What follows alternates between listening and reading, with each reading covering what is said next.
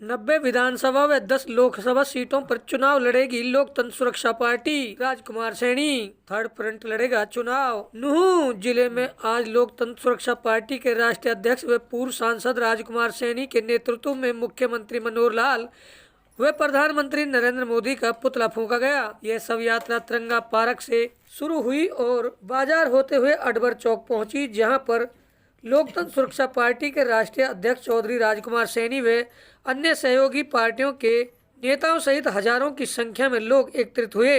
ऐसा लगा कि यहाँ जन सैलाब उमड़ पड़ा हो। लोगों की भारी भरकम भीड़ के बीच लोकतंत्र सुरक्षा पार्टी के नेताओं व सहयोगी पार्टियों के नेताओं ने प्रधानमंत्री नरेंद्र मोदी व मुख्यमंत्री मनोहर लाल के पुतला का जूते चप्पलों के साथ स्वागत किया और दाह संस्कार करते हुए सरकार के खिलाफ जमकर नारेबाजी की। इस मौके पर जन सैलाब इतना था कि चौक चौराहों पर जाम जैसी स्थिति बन गई। हालांकि शहर थाना प्रभारी ओमवीर के नेतृत्व में सुरक्षा के पुख्ता इंतजाम किए हुए थे। हर मुख्य चौराहे पर शहर थाना प्रभारी ओमवीर अपने दल बल के साथ तैनात रहा और जाम जैसी स्थिति को पूरी तरह से काबू किया। वहीं भारी भरकम भीड़ ने सरकार के खिलाफ खूब नारेबाजी की।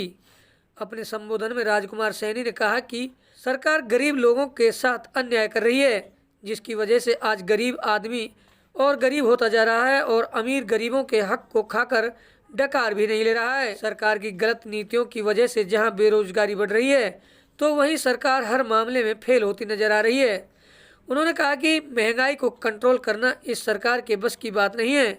हमारी सरकार आने पर महंगाई को पूरी तरह से कंट्रोल किया जाएगा और हर वर्ग के युवा को रोजगार मिलेगा। पुराना रेस्ट हाउस में पत्रकारों से बातचीत के दौरान कहा कि लोकतंत्र सुरक्षा पार्टी सभी सहयोगी दलों को साथ लेकर 90 के 90 विधानसभा व 10 लोकसभा सीटों पर अपना मजबूत कैंडिडेट उतारेगी और हरियाणा से गठबंधन व भाजपा की सरकार को अलविदा कर देगी। इस मौके पर उनके साथ आए बहुजन मुक्ति पार्टी के देवी दयाल सैनी ने कहा कि राजकुमार सैनी के नेतृत्व में हरियाणा में सरकार बनेगी और राजकुमार सैनी मुख्यमंत्री होंगे। साथ ही सहयोगी पार्टियों के लोगों को उप मुख्यमंत्री व अन्य प्रकार के पदों से नवाजा जाएगा। इस मौके पर उनके साथ काफी संख्या में लोग उपस्थित रहे। नूंह विवाद से अभय सिंह सैनी की रिपोर्ट। यूनिवर्सिटी बनेगी, जब तीसरा मोर्चा सरकार बनाएगा तो यहाँ पर रोजगार की किल्लत बढ़ेगी। जब तीसरा मोर्चा सरकार बनाएगा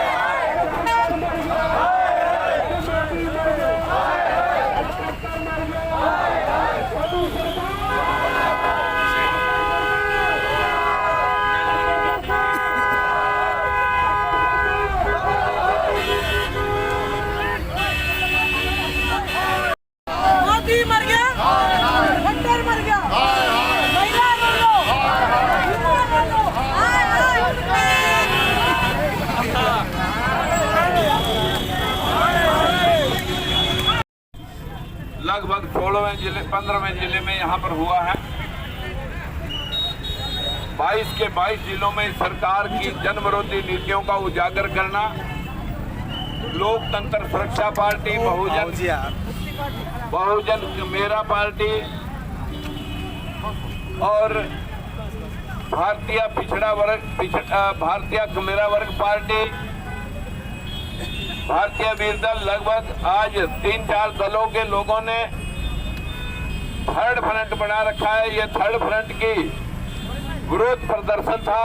third front SC ST OBC और माइनॉरिटी को इंसाफ दिलाने के लिए कि इस सरकार ने लगभग, अगर मैं 9 साल का हिसाब लगाऊं तो 1 घंटा लगेगा, लेकिन मैं एक ही साल के इसी साल की भर्तियां जिसमें मनोहर लाल खट्टर ने 10 जजों की सिफारिश की है, जिसमें बैकवर्ड का कोई नहीं, SC का 2000 के लगभग प्रोफेसर भर्ती किए।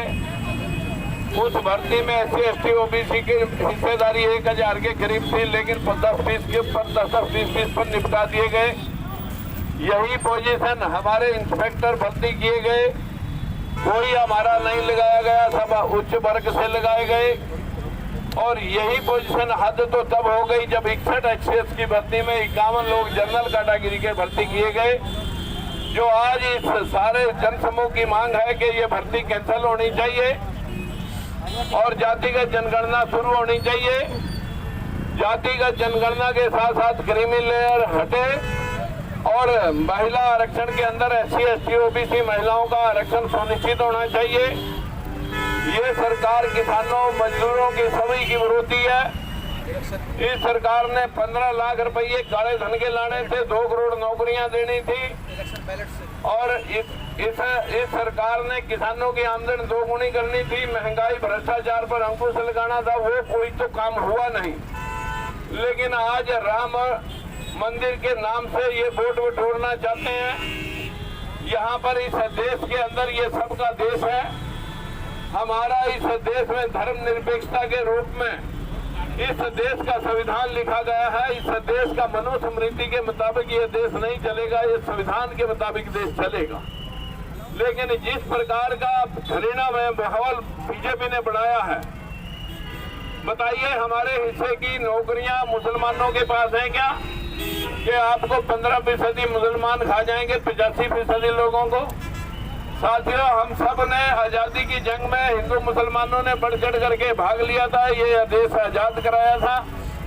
लेकिन आज बदकिस्मती है कि इस देश के मुट्ठी भर लोग जो इस मनुवादी सिस्टम के मुताबिक इस देश को चला करके पूंजीपतियों के हाथ में सौंपना चाहते हैं और पूंजीपति इस देश को बेच करके सुब्रत राय, विजय माल्या और नीरव मोदी की तरह भाग जाएंगे।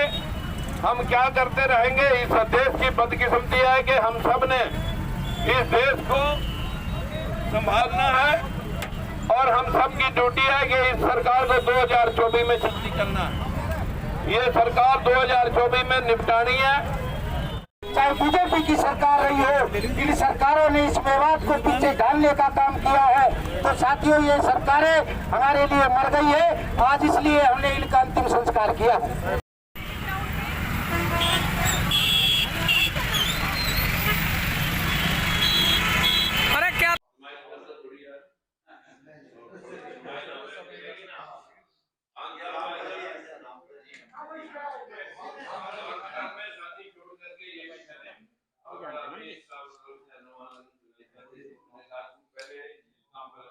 देखिए,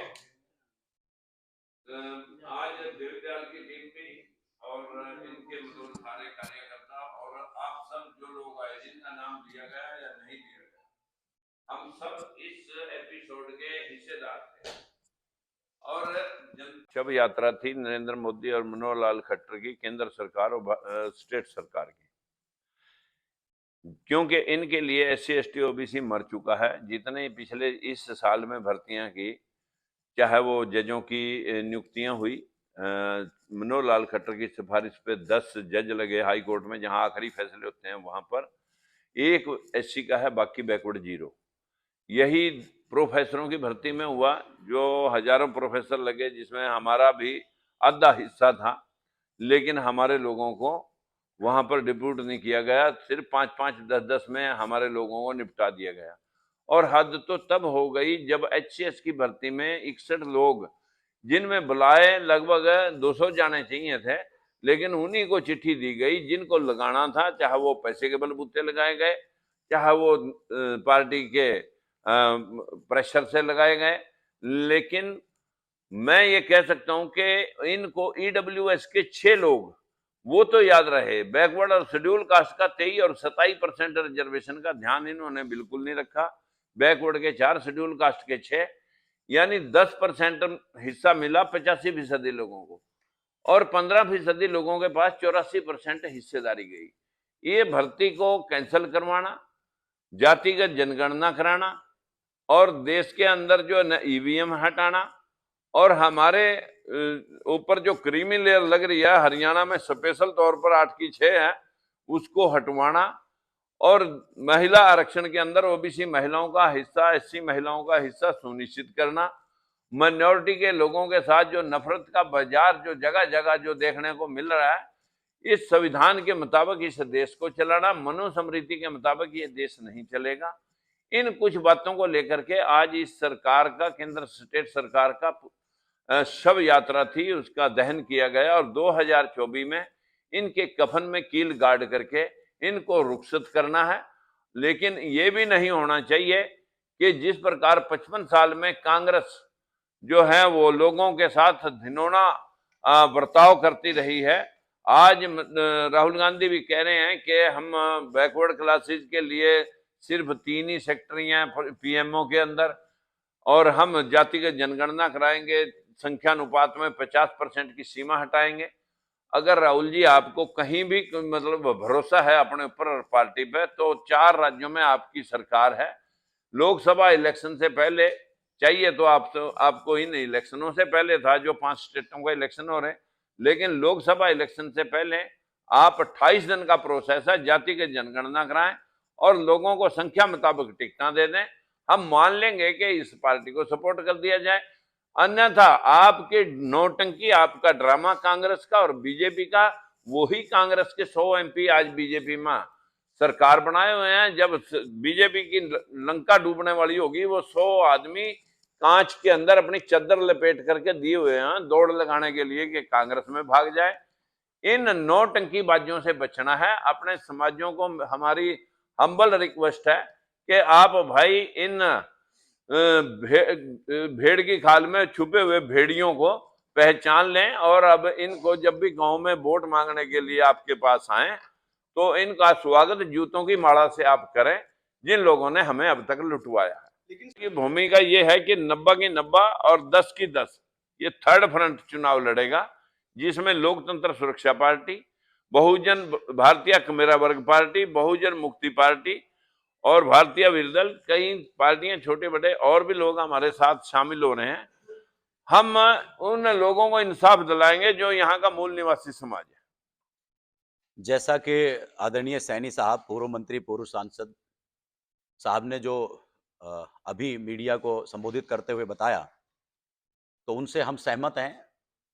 और जितने भी तीसरा मोर्चा के अंदर पार्टियां हैं, ये मिलजुल करके इसी तरह भारतीय जनता पार्टी और कांग्रेस की जो शेड्यूल कास्ट, बैकवर्ड, माइनॉरिटी और गरीब विरोधी जो नीतियां हैं, उसको उजागर करते रहेंगे। और ये जन जागरण अभियान ऐसे ही चलेगा।